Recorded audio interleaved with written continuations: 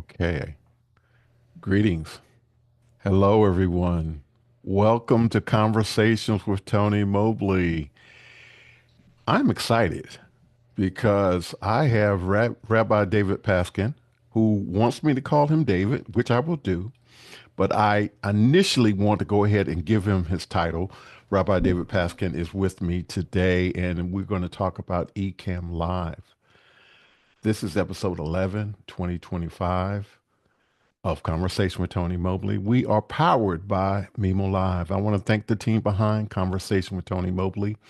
You can find other episodes of Conversation with Tony Mobley on conversationwithtonymobley.com as well as on YouTube. We have a interactive chat and it's called Mokana and it's courtesy of Alex Lindsay and 090. It's a question platform where you can ask your questions and your questions can be voted up and down. That's right. You can put your question in and people can vote on it. They can vote it up, they can vote it down. And so it's something that we ask that you participate in. And then if you don't want to do that, then you can always put your question in the YouTube chat. And we'll have someone looking at the YouTube chat to see your questions. So we want to say thank you so much again for tuning in. And my friend David Paskin is here with me. We're going to do the first question, and we're doing it just as a courtesy because I think I've got a chance to over these few years that I have been interacting with David Paskin to really get to know him. Is But this for going to be the those who, who is yes, the who is for question? yeah, for who is, for those who don't know you or maybe tuning in for the first time just because they want to hear about Ecamm. So let's go ahead and ask that question. Who is David Paskin? You got it. Hi, Tony. I'm so happy to be here with you. My name is David, and yeah, I'm a rabbi. I live in Miami, and I was a congregational rabbi for many years. But now I'm an educational rabbi, which means I basically play with kids all day. And then when I get a little tired of the kiddos, I slide into my office studio and play with Ecamm and office hours and Zoom and all those other things. So I'm a technologist, I'm a futurist. I love thinking about what isn't yet and what could be. I definitely I don't think that I will be one of the people that figures out what's next because someone else found it or because someone else created it. I want to be one of those that actually helps to create it. That's fantastic. Thank you so much for again for being with me and taking time out of your schedule. I know you rushed in from work to join me this evening. So thank you again and thank your wife and family for sharing this time with me. And I'm gonna try to hold us to the 1 hour That's that going to we be are supposed to really be on. hard. That's going to be really hard. We're gonna try. Two So brothers in for faith those trying to not talk too much. There you go. yeah, for those who don't know what Ecamm is, what is Ecamm Live? Sure. Ecamm Live, like vMix, like Mimo Live, like other tools, is a app-based, software-based live video switching and recording tool. It for Ecamm, excuse me, for it's specifically made for the Mac, and unlike I think Mimo Live, which I haven't played too much with, but I know you have, so I hope you'll correct me if I'm wrong. Unlike Mimo Live, which is really laid out like a very traditional video switcher. It's got your preview, your program. You kind of move things from preview to program. Ecamm Live is set up a little differently.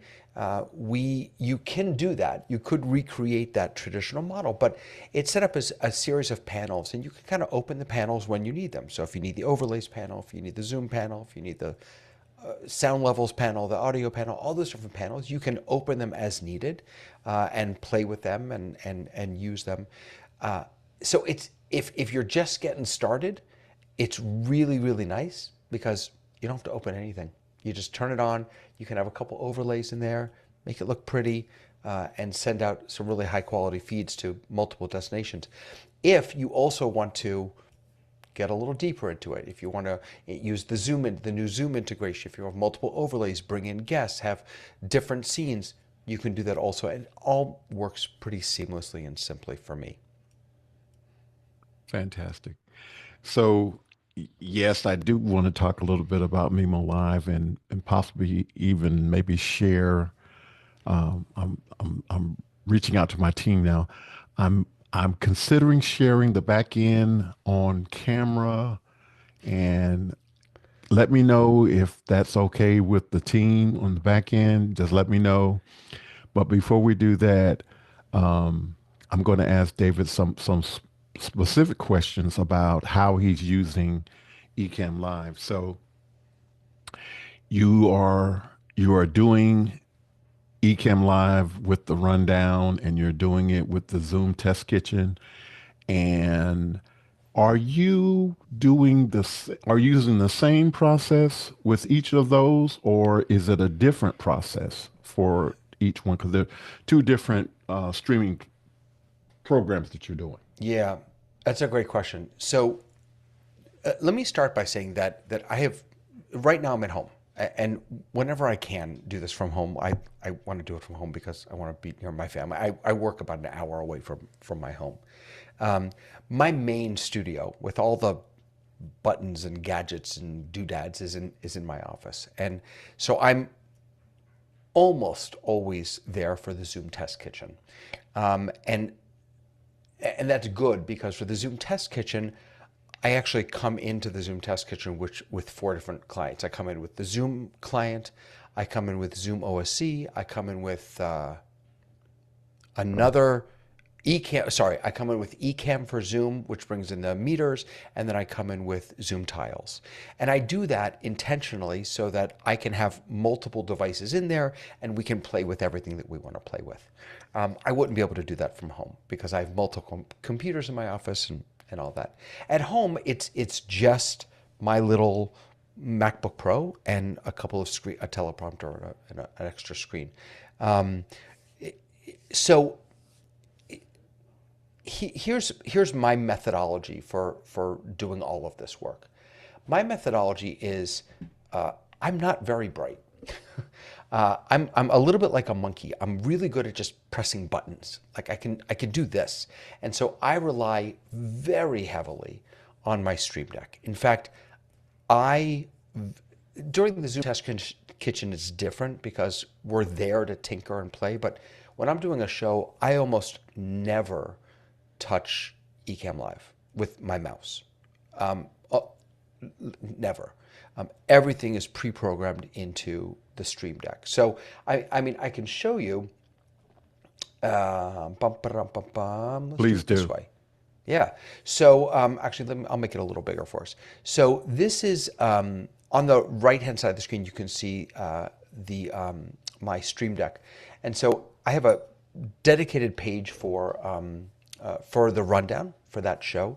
And I don't have a dedicated page for Zoom Test Kitchen because I really am only in a couple of scenes there. But for the rundown show where I have multiple guests, 5 or 6 guests, of which Tony is one, and I want to have multiple scenes, what I've done is I've pre-programmed these buttons. So for example, this guy here, I know that when I press this, that's my David scene, right?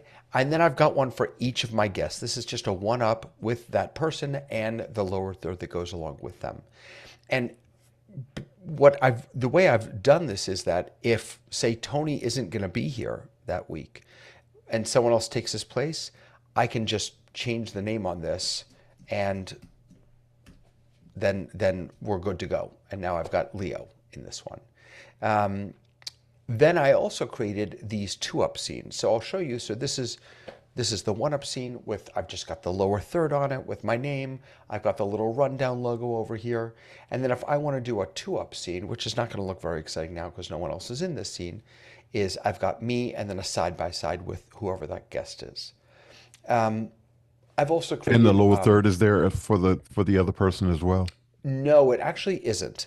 And the reason it isn't is why isn't it?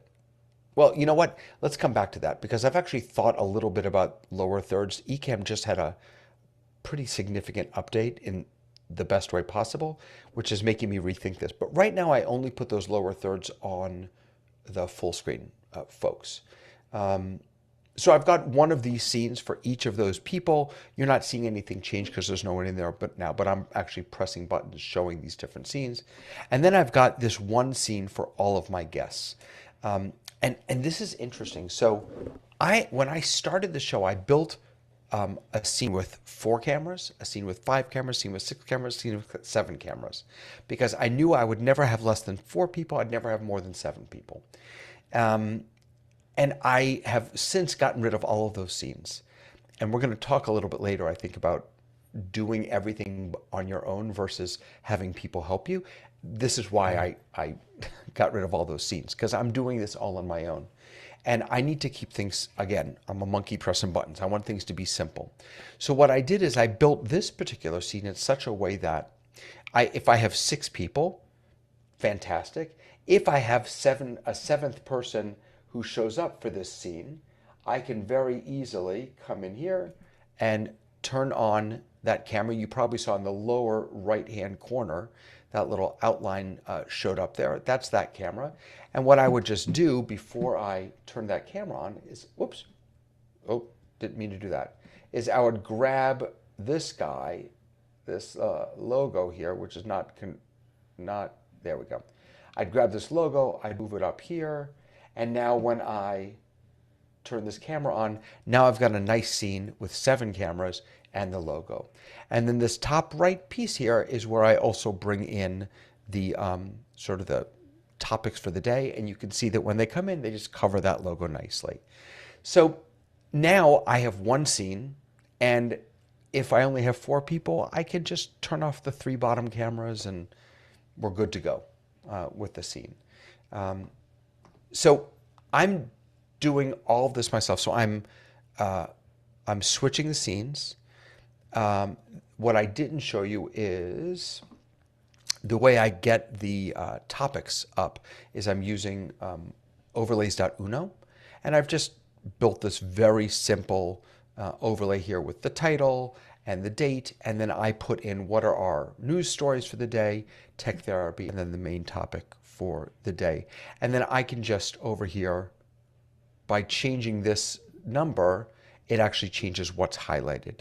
And this is that overlay that came up on the screen. So I'm managing this. I'm pressing the buttons. Generally, I also have Mukana open on the back end so that I can keep an eye on that. And then I also have YouTube open.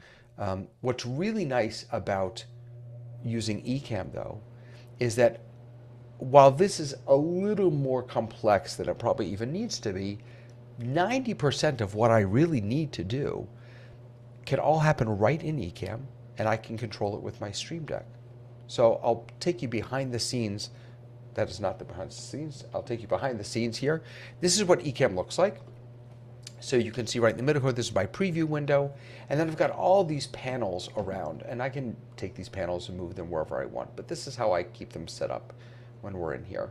So on right here, these are my scenes. And if I were to go into the rundown, you can see all of the different scenes that I have here. Me in 1, me in 2, me in 3. These are those side-by-side scenes I was showing you before. So if I were to go ahead and click that, it'll bring me into that scene. And each of these scenes, again, just has a corresponding button on the Stream Deck. This down here are my overlays. So the way I think about Ecamm is it's like building a house, right? The scenes are the foundation and the structure of the house, and then the overlays are all the furniture and the paint on the walls. So these are all the different overlays. So for example, if I'm in this scene, you can see that I have a few different overlays in here. I've got my name, I've got the rundown logo, I've got that rectangle, I've got the camera, and then I've got the background underneath it. That's how this scene is built. This is my sound levels, my camera sources. So if I had multiple cameras, I could switch those out. This is where Zoom lives. So you can see right now that I joined this Zoom with Tony through Ecamm. And I can actually see everyone who's in the meeting right over here. And if I wanted to, I'm not going to right now. Well, actually, I probably could. Um, Now, Tony, you're going to have to say okay on your Okay. screen because I just sent you a. Now we're going into uncharted territory. Let's see if this actually works. We're merging Cam and Mimo Live. All right, I think it worked. So now I'm going to Okay. assign Tony to his normal placeholder. So now I'm bringing Tony in from his Mimo Live into Ecamm. I just brought him in right here through this Zoom panel here. I don't even have Zoom open on my computer right now. If I go down here, you can see my Zoom app is right there. It's not even open. I joined this meeting. I join every meeting actually through Ecamm for Zoom. And then adding people into my production is as simple as clicking the add button right here. Once he says, okay, yeah, I'll be in his show, I can then assign him a placeholder. Guest two, it already brings his name in, and I can then build out the scene however I want. And now, now that he is assigned to that placeholder too, if I switch to the scene that's called, hold on, let's go over here. If I switch to the scene that is guest two, you'll see there he is with his lower third right below because that's set up already. Um, and the last thing I'll say is that because I was mentioning before how Ecamm kind of makes everything work, I got Zoom right here. I bring in my guests. All the comments from YouTube, from multiple YouTubes, from Facebook, from all those comments, they populate, even from Zoom, they populate right here. So I can respond to comments in Zoom, I can post to YouTube, I can see people's comments in YouTube, and then if I want, I can also bring those comments in through like a chat scene that I have here. Now there's nothing in the chat right now, but if I had a chat message, it would end up right over here, and you'd see that chat message come up. In fact, let's see if I can, if I just write, hi, oh, actually, I don't think this will, oh, it will work. Look at that. So I just wrote hi there in the chat, and now I can add this to the broadcast. Let me do remove, and let me add that in again. Yeah, it's still small. I don't have it formatted for this screen, but you get the idea. Yes. Yeah, so that's how I use it. That's amazing. So first, let me correct you. You're definitely not a monkey. There's no way that you could actually host the show, do everything that you're doing, and there's no way that you can do that. This is amazing. But Tony, I just want to say that I'm not trying to put myself down. Like, fine, I work hard at it. But my point is that doing this doesn't have to be complex and burdensome. If you have the right tools and you have a clear vision of where you're going, you can set yourself up and practice and do it. Like, this is not, it doesn't have to be rocket science, I guess is where I'm going with this. Okay. So let's talk about the fact that you are doing this by yourself, and Yeah. that what are the challenges of hosting a show, and then, as you say, push the buttons. Um, how do you navigate that? Yeah. I was mentioning before we came on live that maybe a year or so ago, I had asked a question in office hours about this, about doing everything, being a one man show. And I remember Alex saying that when you do that, everything suffers a little.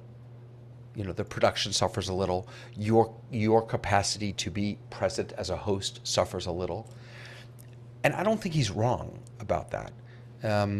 The truth is that when I'm monitoring the chat, switching the show, hosting the show, thinking about what's next so that I'm ready to go, uh, I have set things up in such a way that I know which button is which, and I've done it enough times that I know which button is which. I don't really have to look down.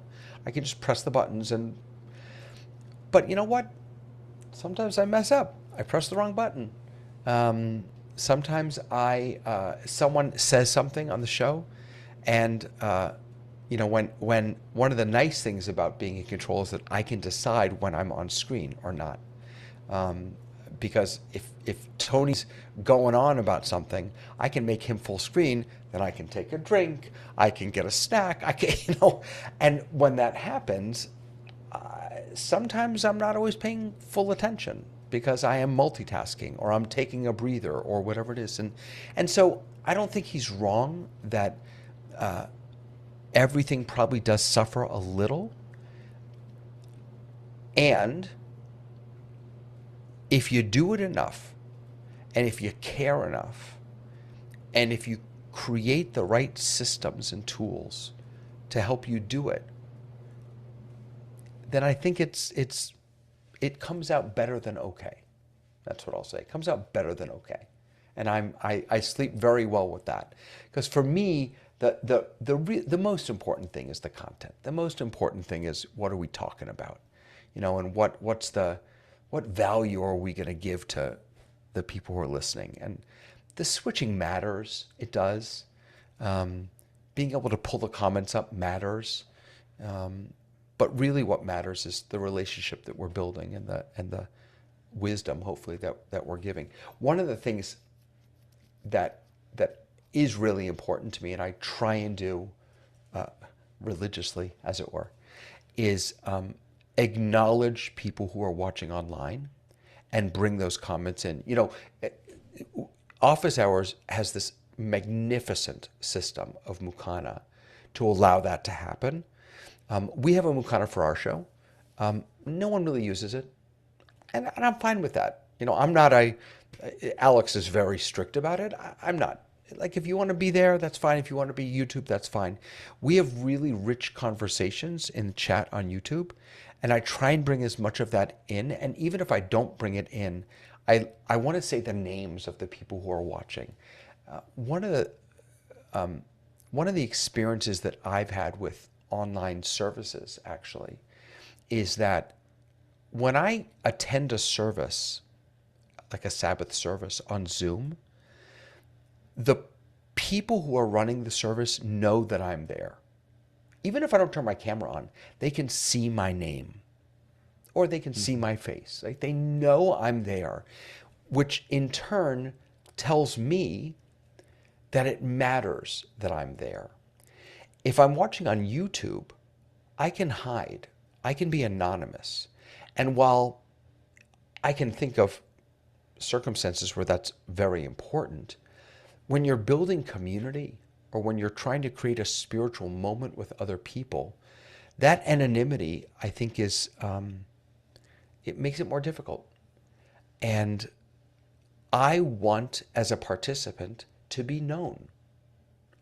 So when I see people watching on YouTube, when they do put something in the chat or give it a thumbs up or whatever, I want to call that out. I want to say, I see you, and I'm glad that you're here. These tools have allowed us to connect over long distances, but they still require us to make that effort to see others, to say their names, to appreciate that they're taking the time to be wherever they are. Absolutely. I agree wholeheartedly with that. Um, let's talk about how you do Zoom Test Kitchen. Sure. So you have all the tools at your disposal Yeah. for Zoom Test Kitchen. So let's talk about what that difference is in terms of the. Are you using Ecamm on more than one computer? So I'm not. And that's the one meeting, literally the only meeting that I join not in Ecamm for Zoom from my main computer. And the reason I don't, there are two reasons. The first reason is that I want to use the vanilla Zoom client so that we can bang on it and test it out. I want to be on a level playing field with everyone else. The other reason is that the Zoom APIs that Ecamm, that Mimo, that all of them use to integrate Zoom into their platforms don't include everything.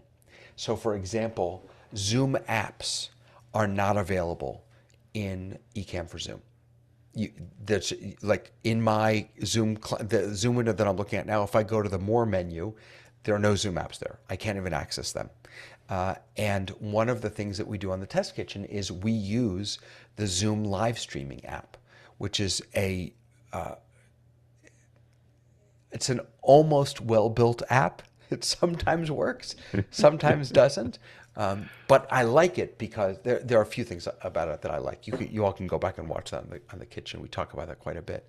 But I wouldn't have access to that if I used Ecamm for Zoom. They're constantly updating to stay up with the latest releases, but some things just aren't available in the API. So that's why I don't join from Ecamm for Zoom from my main machine. I join from my main machine in vanilla Zoom again so that we can beat on it and do all of that.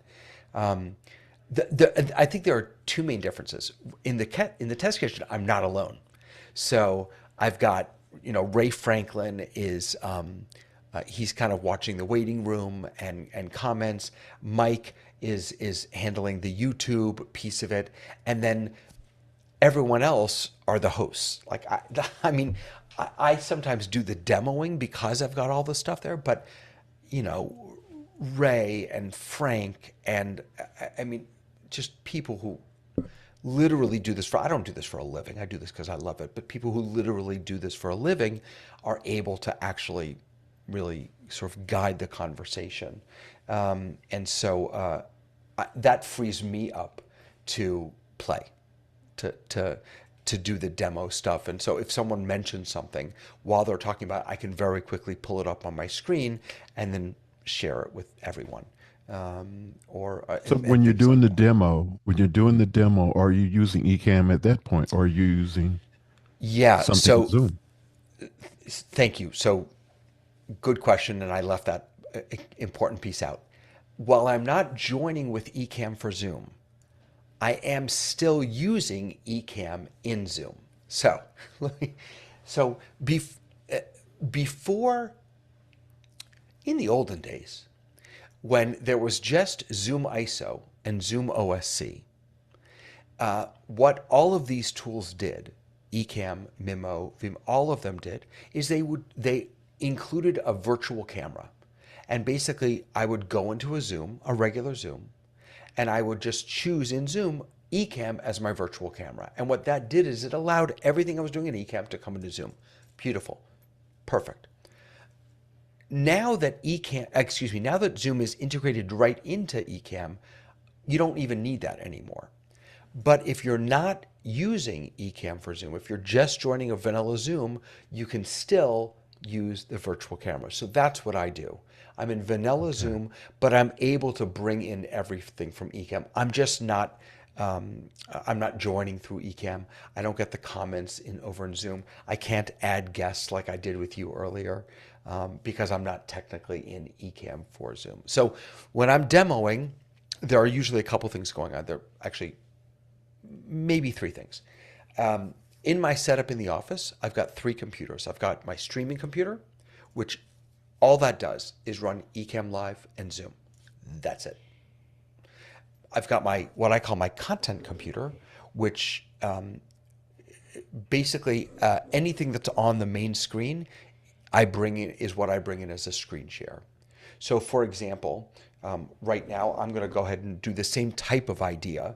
You'll need to make me full screen for this if I'm not, but you can see that I've got our YouTube just kind of playing on a screen here, and I've got some other. So this is just all I'm doing is sharing my full screen with me and a little pip down at the bottom.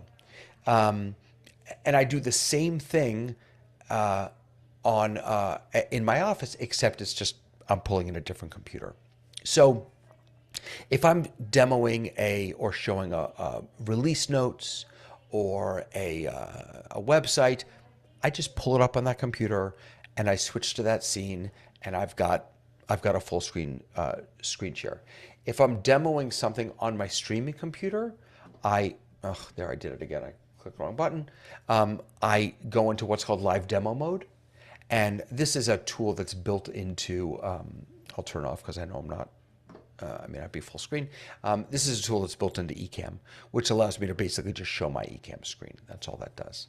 And then really the third thing is I'm running Ecamm Live with the meters, and I'm running tiles on a separate machine, and I just bring that in via NDI. So, it sounds really complex. It really isn't. It really is incredibly basic. But I for me, part of the challenge, Tony, is I'm a little obsessive compulsive when it comes to organization, and that has transferred into my digital life also. I everything needs to have its place, right? Even right now, I've got three screens in front of me. This screen is Ecamm. That's it. This screen, I know that whatever I put on this screen right in front of me, that's going to be in my screen share. And this screen up here is Zoom. That's it. Everything has its place, and that allows me to not worry. I never have to move windows, you know, everything, because everything's just where it should be. So that's a big piece of how I manage my workflow. Everything has its place.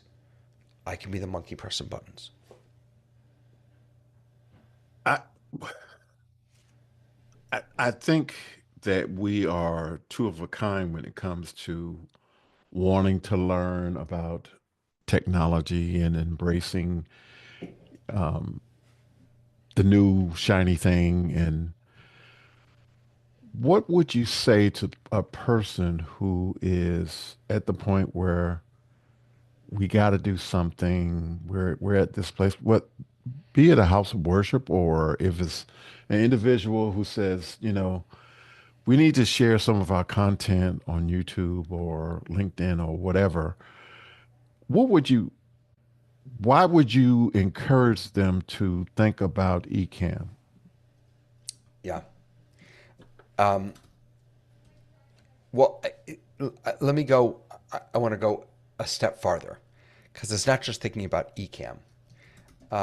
I'm trying to look up really quickly, see if I can find it. Okay. This is my, here. This is my YouTube. Can you throw me full screen in the back end?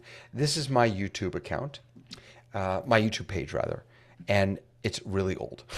My Meet Rabbi David video is 7 years old. Um, let's see. So I'm not quite sure how to do this, how to find the oldest or the most watched video, but I have a couple videos on here with tens of thousands of views. The best part, and these are like terrible videos. In fact, I have I think my most watched video is yeah, here, 171,000 views. This is hysterical to me. I made it 12 years ago. You can see this is what do you call it? iMovie. This is just an iMovie intro that I did, and this was with some kids. We wanted to teach people about how to celebrate the Sabbath. So, and you can see that ugly mic I've got hanging around my neck, that wireless mic, terrible quality. And here are some of my students, and we were modeling how to celebrate the Sabbath, right? It's awful. The quality is horrendous. But you know what? Every once in a while, the last one was from 7 months ago. I get a comment that says, "This is so helpful, so I pray for a Shabbat without my wife." Or, "I am Christian, but I do not belong to a church because after being da da da da da da da da da, I'm amazed how the Jewish people celebrate so richly. I'm a Muslim and I love learning about other religions. This was a very interesting video." Like that's incredible. That is Yes. incredible. And it just, oh my good. I mean, I can't even begin to tell you. Very nice. I'm learning to celebrate Shabbat and chosen to worship on Saturday, going back to my Jewish root as a believer in Jesus Christ of Nazareth. That's amazing.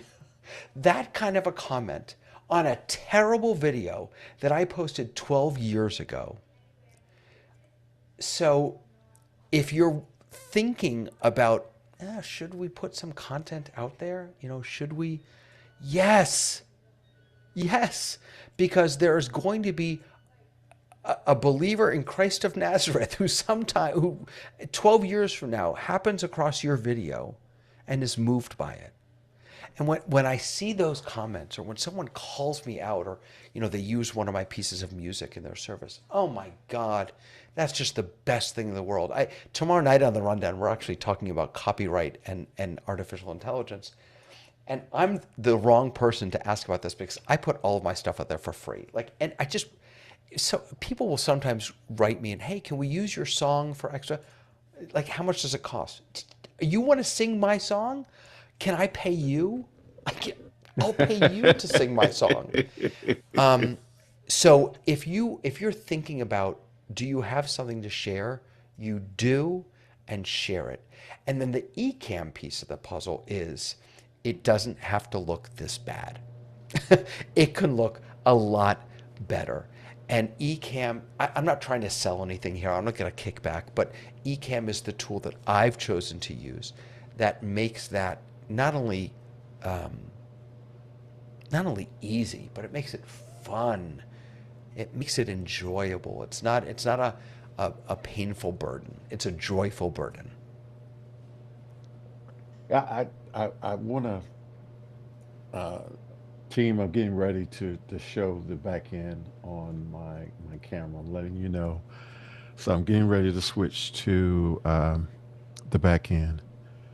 So this is the back end There we of go. Mimo Live, and and the reason I'm sharing this with you is because I want to. I have Mr. Zachary Sorensen who is in Queensland, Australia, and he is actually switching the show tonight from Australia. And David, you met him in the pre-show, and he is able to switch the show using Mimo Live, and he is switching the show as we are looking at it right now. And yeah, I think it's amazing. I think Ecamm, Mimo Live, vMix, all of them have value, and it's really just a matter of what flavor of soup you like, as far as I'm concerned. Um, I agree but 100%. Yep. but what I wanted to do tonight was to really sort of highlight Ecamm because I think that there are people who would benefit from the use of Ecamm. And I really, and I'm intentional in that the conversation that you and I are having is really for those people. Not, we're not talking about to the office hours crew or any of them. Um, I'm wanting to talk tonight to those people who, like you said, are thinking about, should we do something? Yeah. How should we go about it? I Yep. want to present Ecamm as an opportunity to take a look at it, to see if it's something that you want to do. Um, Here, Tony, I think here's here's why I would throw Ecamm out as a really wonderful option for folks. It's actually not the software. The software is great. I love the software. It's not the software, though. It's the community. And this may be true for others also. I don't know. I'm not in them. I do happen to be a moderator in the Ecamm Live community. And I can tell you that back in, if you want to make me full screen again, I'll just show you what the community looks like. Um, this is just one piece of it. This is the Facebook community. People will post questions here, simple question, and within moments, these questions are answered um, by experts, by moderators. People are building things and sharing them for free sometimes. Sometimes they're offering them for payment. Bug report. I mean, it's just an amazing community. We also have the that's here we go, our Ecamm Live Discord, where again it's just a different platform where all these things can take place. We have dozens of shows that Ecamm puts out, produces podcasts, shows. Every single week, there are multiple shows showing you how to use Ecamm. Uh, and so the community piece to me is really where it's at. And there are some good friends of the Zoom Test Kitchen and Office Hours that are part of the Ecamm community. Also, Leo Mindell, Andy Lehman, a whole bunch of us are in this, and it's a joy to be able to be part of a community that is so supportive and just like you said, Tony, wants people to feel that they can put their stuff out there with confidence and with professionalism. That's the other thing. Anyone can hold a phone up in front of them. And I'm not knocking that. There's nothing wrong with that. Some of the best content is someone holding a phone up in front of them. When you do want to take it to the next level, when you do want to have guests to interview, or you want to have lower thirds, or you want to have sound effects or music or what have, or videos, Ecamm is, again, I'm not trying to sell anything. I'm always conscious of that, by the way. I don't ever want to sound like I'm selling something. I love it. Ecamm allows you to do all of that, and the community supports you as you learn how to do that. I think that's amazing. And in my early days, I did play around many versions ago, and Ecamm was not as sophisticated as it is now. But I did play around with it, and I I really was looking at it for the house of worship, but unfortunately for me, the majority of people with the house of worship are using Windows machines, so that sort of pushed Ecamm out of the way. Um, There are other good alternatives though for Windows. I mean, Absolutely. vMix is the behemoth, I think, and I use vMix twice a year. On the high holy days, the Jewish high holy days, I run the online service for the temple that I'm at, and they use vMix. So I don't really know much. Again, they give me the iPad with the vMix controller, and I just push buttons. So it's very much like with the Stream Deck. So I don't know much about it. I do feel that vMix can be very complicated if it's for me at least it is, but there are other tools that folks can use. I agree with you because conversation with Tony Mobley was actually at one time a uh, vMix product, and so we used vMix for I want to say right at about 2 years, and we had to shift. We had to take a shift. So now the conversation with Tony Mobley is basically based here with me. So so I are you have are a you the originator of this? How does it work with Mimo Live? Did you originate this meeting? so the hardware for conversation with Tony Mobley is on a M4 Mac Mini, and so that's here in my house. The other component for Mimo Live is a basic M1 256 um, Mac Mini. So those two machines drive conversation with Tony Mobley. And those machines have been dedicated to conversation with Tony Mobley. You are looking at me through um, my original first Mac Mini, which is a M1 512 8 gigabyte, 8 gigs of RAM Mac Mini. So this is separate. This is what I use for joining conversations with Tony Mobley. This is what I use primarily with the House of Worship. I have an iPad that's connected to this. I can bring uh, music in for the House of Worship, but I also use the iPad here to control the camera. I'm using the Blackmagic camera app on this iPad, and I can, make the adjustments, go up and down, and do all of that with it.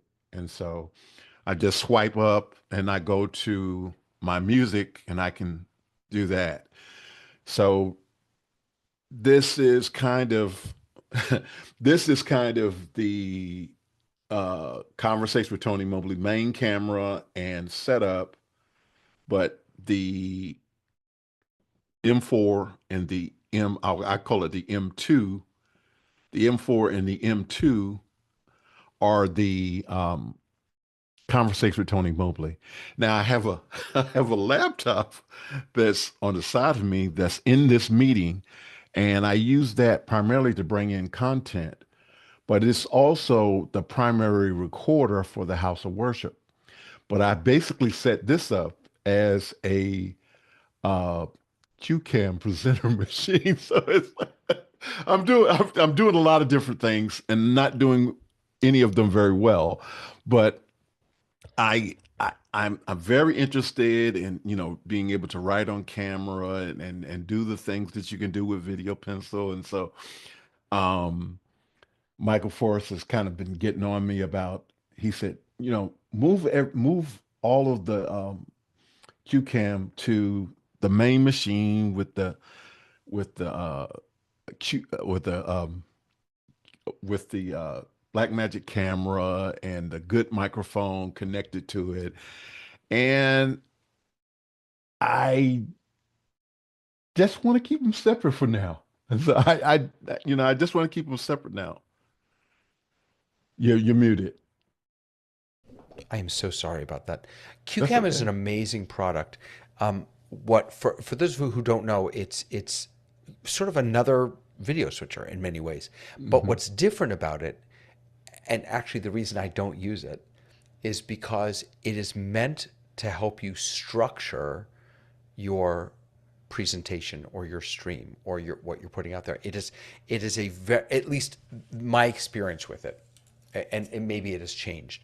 My experience is that it's all about sort of structure. You have a script or structure, and I never do.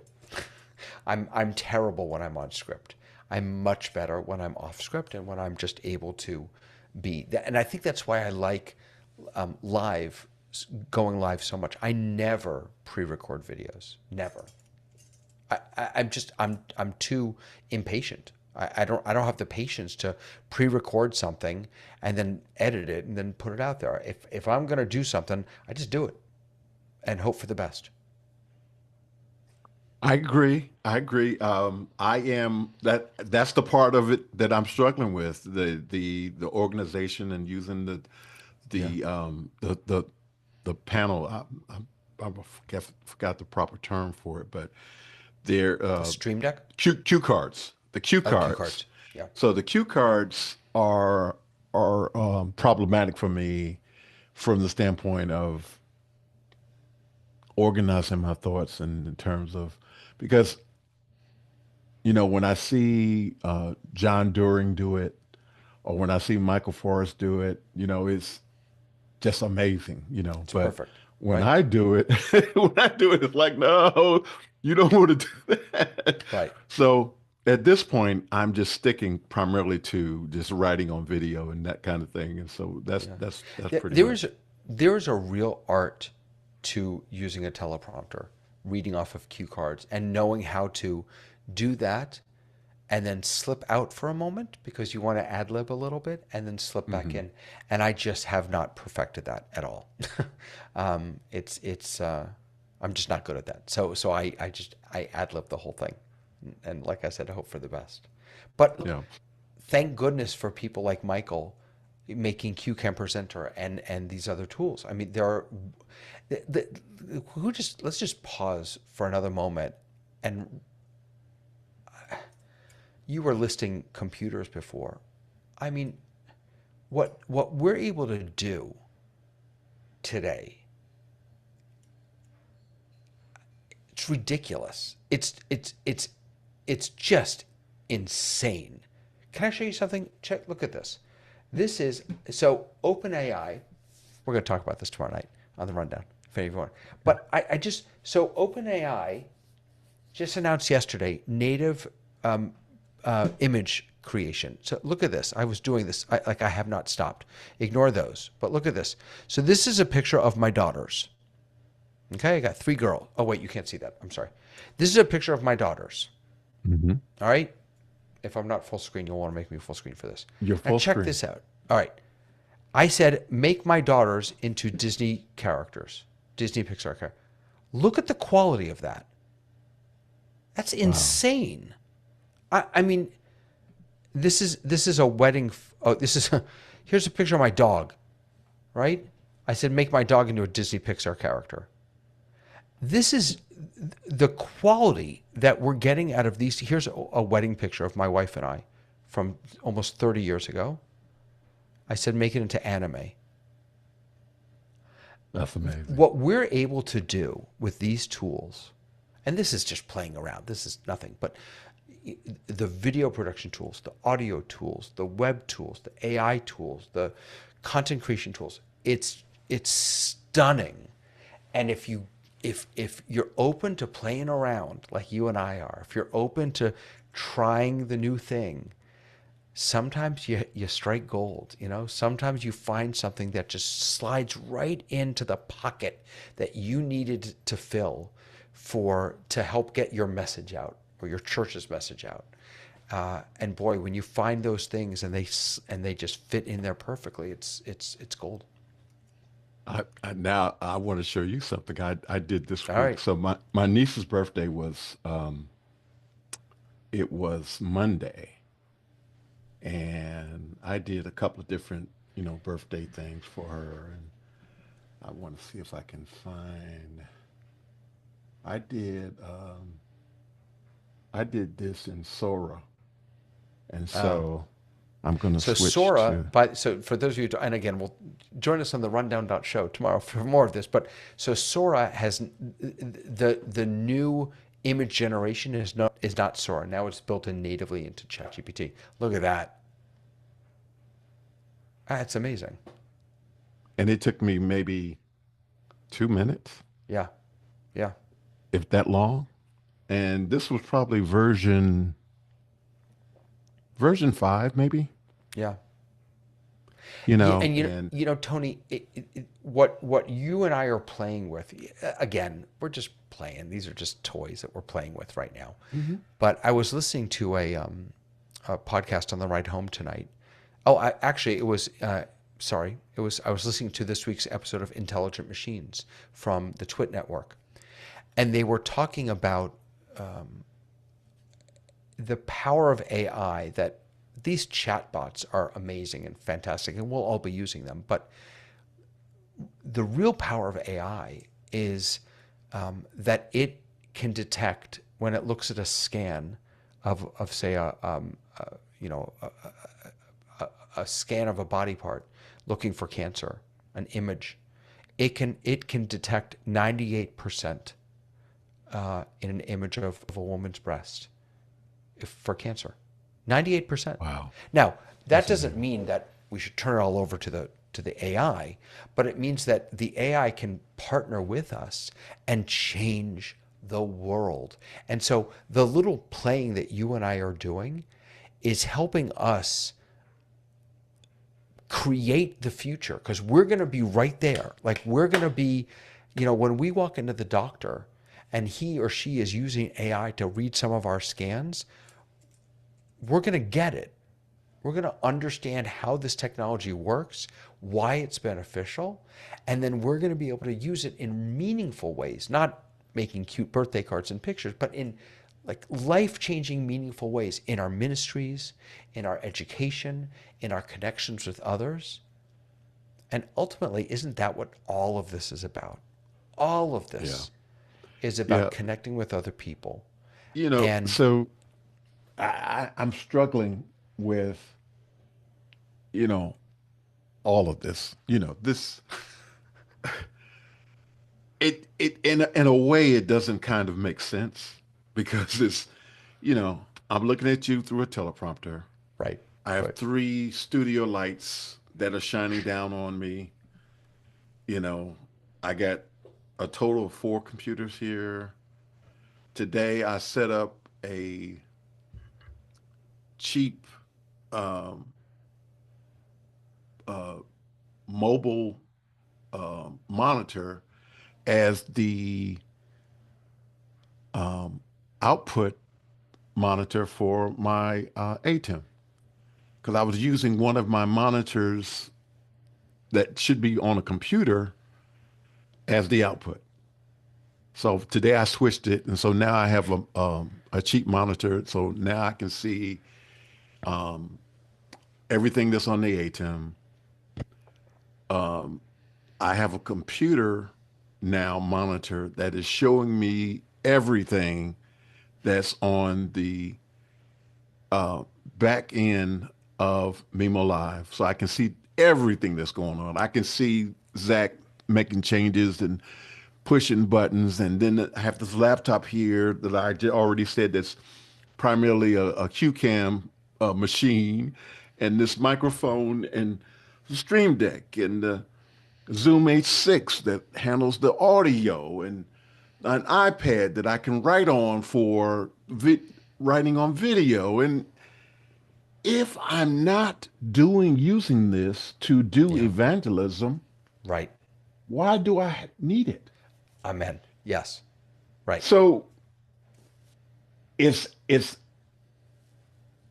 it is in a sense frustrating from the standpoint of seeing the potential and not exercising the potential. So I really Mm, have put myself in a position where now I have to do something about, it. If you have all of this, if you can use all these different tools, Ecamm and Mimo and QCam Presenter and vMix, and if you can use all of these, and then all of the AI features, and you can bring in pictures and create videos just by speaking the words. If you have all of this and you're not using it for evangelism, then what? Are you not using it? If you're not using it that is beneficial to me in some way, yeah. why do it? Right. Right. And so, Right. There are this, some people who will yeah, get all this stuff to look good on camera. That's fine. That's not why I'm doing it. I mean, I don't look good no matter what I do. It's like there's not much you can do with this. But but if I can look good for the purpose, for the sake of helping other people who need to show up and look professional, or who need to make a presentation, or who have something valuable to share on YouTube or on Facebook or on LinkedIn, if I can show up looking good to help them get their message out, then I've also done a little helping. Then what I've done has value. So I'm with you. Yeah, everything has to be. Simon. Everyone knows Simon Sinek, the guy who wrote. What Start with Why. Um, I think he probably hates talking about that now because it's so old and he's written so much since then. But it's such a powerful idea. We have to start, middle, and end with our why. Why are you playing with all these tools? Why I'm doing the rundown? The reason I wanted to do the rundown is because it's incredibly selfish. I got a lot from the office hours community, and I felt like this is something I could offer back. Like, I can't talk all fancy about the tech and stuff like that, but I can talk philosophically about it. Like, I love that. And so I can give a little something back. And that was my why, right? I want to give a little something back out of gratitude. And if people can accept that, if it can be meaningful to someone, then fantastic. I Fantastic. agree. Then it's all I worth it. agree. My Yeah. my why is, I'll be transparent. Initially, I wanted to participate in the office hours community. I had an agenda. I wanted to help this church. Mm. I wanted to look good. And I'll tell you, I didn't like how I appeared on there when I Yeah. first got on there because I was awful. I'm just gonna Mm. say it. I was awful.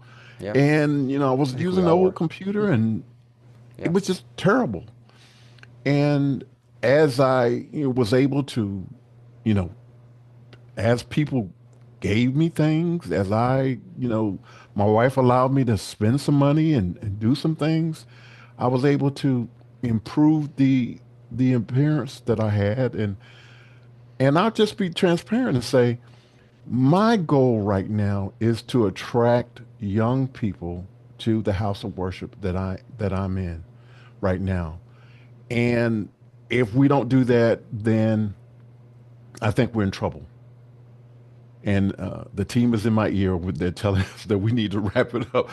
So I really wanted to talk about young people and virtual ministry. So maybe we'll make that another conversation. We'll have to come back because that's a big one. It's not just young people; it's millennial. It's excuse me, boomers. Like the whole world has sort of decided that a whole bunch of them are not going back to church. They're not going back to synagogue. And the question now is, how are we going to minister to them? How are we going to bring God into their lives instead of trying to drag them into God's life? And that's really important sacred work that we all have to do. And we're with that, David, we're going to end the conversation. I'm not going to ask you the typical ending conversation where, what do you want to say to the world? You've already kind of I said it, said I it. think, I tonight. said it. So we're gonna revisit this conversation about the importance of virtual interaction for parishioners in the temple, the mosque, wherever they might need to be appealed to. And so we're going to have a conversation about that real soon. Again, thank you so much for being here with me tonight. We want to thank everyone for tuning in to Conversations with Tony Mobley. We are excited about what we are doing on Conversation with Tony Mobley. Conversation with Tony Mobley is produced by Value Audio Visual Professionals who meet daily on Office Hours Global, hosted by Alex Lindsay. We want to again thank Mimo Live for powering this conversation tonight. We have conversation with real people. We ask that if you have time, go back and look at the 100 plus episodes of Conversation with Tony Mobley. And we think that you will find something there that you like. And hopefully it will be helpful to you. We want to say thank you again, David Paskin, for being a part of our conversation today, for doing the work you do, for being the person who you are. We ask that you stay tuned. We have exciting conversations coming up in April. And so we're going to just ask that you stay tuned to hear about those conversations that are coming up. We want to say thank you, everyone, so much for being and participating in this conversation. If you like what we're doing, we ask that you like and subscribe. And if you choose to, we have a donation page on our website. So you can feel free to donate to Conversation with Tony Mobley so that we can continue to improve and continue to share these conversations. We want to say thank you, everyone. God bless you. Good night. Bye bye.